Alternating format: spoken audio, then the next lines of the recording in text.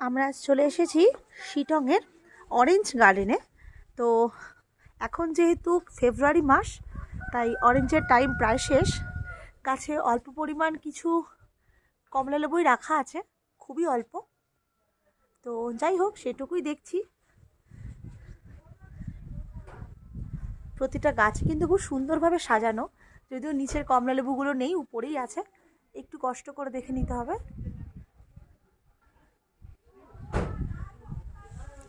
December জানুয়ারিতে আসলে গাছগুলো পুরো কমলা লেবুতে ভরা থাকে, তখন দেখতে অনেক সুন্দর লাগে।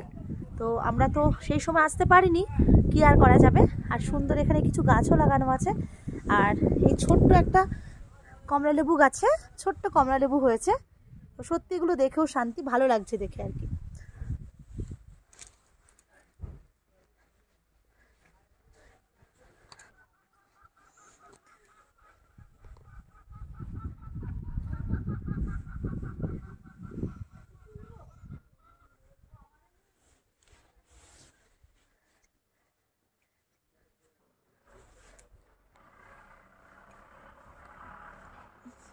এটা একটা হোমস্টে।